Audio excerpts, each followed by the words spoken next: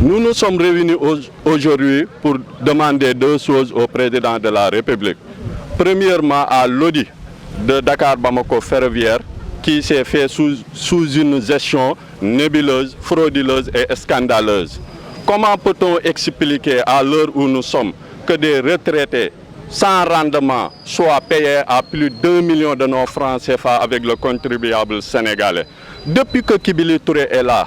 il ne fait que diviser les travailleurs et prendre à contre-pied la politique ferroviaire de l'État du Sénégal. Nous voulons deuxièmement que l'État éclaircisse notre devenir. Parce que nous sommes fatigués depuis qu'on a abrogé Dakar-Bamako ferroviaire en 2020. Nous sommes dans un statu quo et nous voulons que ça cesse. Nous voulons que l'État nous appelle pour définir l'avenir qui nous est réservé. Hier, il a attendu jusqu'à 17 h pour nous convoquer à Dakar pour une réunion à 19 h. Donc certains de nos camarades ont préféré y aller, mais nous, on a préféré rester digne. Ce n'est pas une dislocation parce que je vous dis que ça ne fait même pas 15 personnes, le groupe qui est à ses côtés. Mais l'écrasante majorité des cheminots se réunit autour de ce mouvement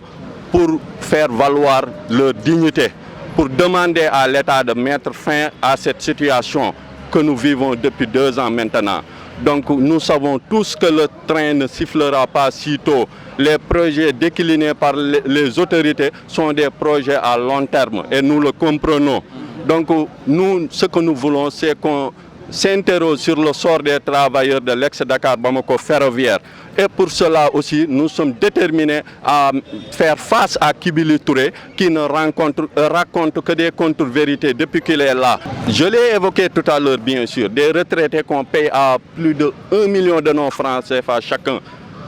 et qui n'ont aucune importance pour la gestion de cette entreprise. Au moment où que les autres travailleurs souffrent, peinent à recevoir leur allocation familiale, ils peinent à se soigner, les retards sur les reversements des cotisations à l'IPRES, j'en passe. Donc on ne peut plus continuer d'être dans cette souffrance et que lui, avec son groupe de retraités, continue à saccager les ressources de cette entreprise. Non, cette réunion, nous ne sommes pas seuls. C'est l'ensemble des 3 syndicats, plus même les non-syndiqués. C'est le syndicat Sutrail,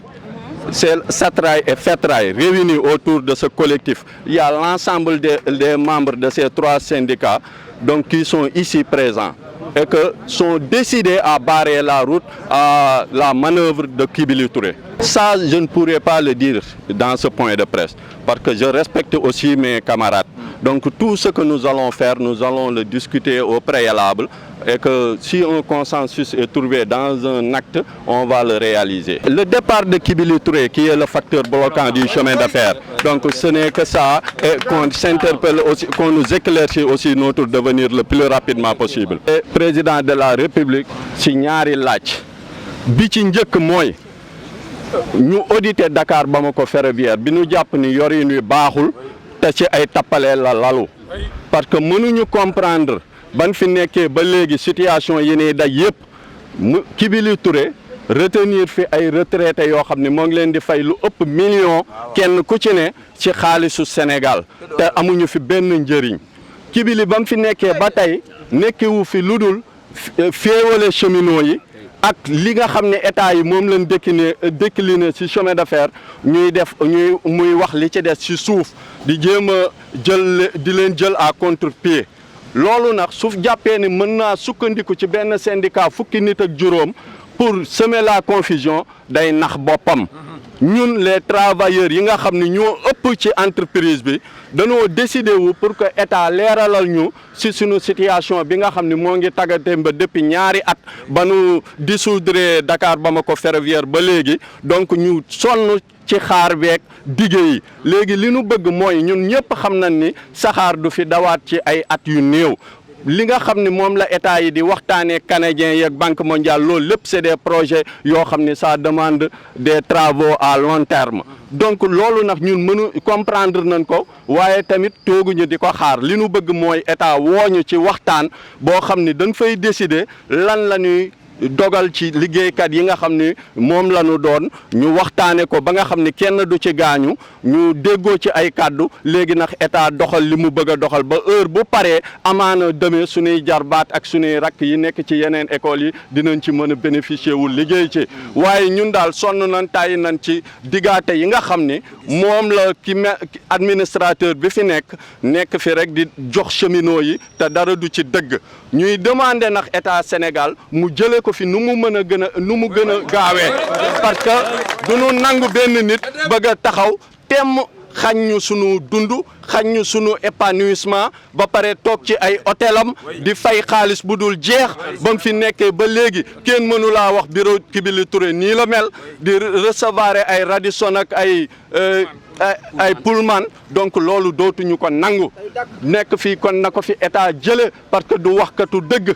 du defkatu lu jub li muy jàpp ni nag bu mënee mën na tënk ñetti nit ci cheminot yi pour di leen jàlleloo ay xabaar yu méngoowul ak dëgg loolu na xam ne day nax boppam te taxaw nañ ci temm nag pour que loolu dakk looy tuddee stabilité salaire mooy li gën a tuuti salaire mooy li gën a tuuti ci li liggéeykat di xaar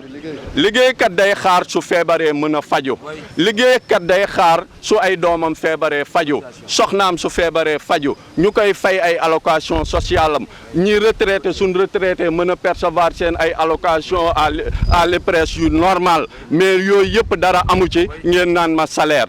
ñun ñëpp xam nañ ni le strict minimum lay assuré kon ñun mënuñoo jàpp ni stabilité am na fi au contraire li fi am mooy ay naxaate ay kàcc yu dul jeex yoo xam ne moom la administrateur bi nekkee ñun dëkkee ko waaye nag loolu moom dafay dakk li may ñaan sama mbokk liggéeykat yi mooy taxawaay bi bañ a dakk ñu gën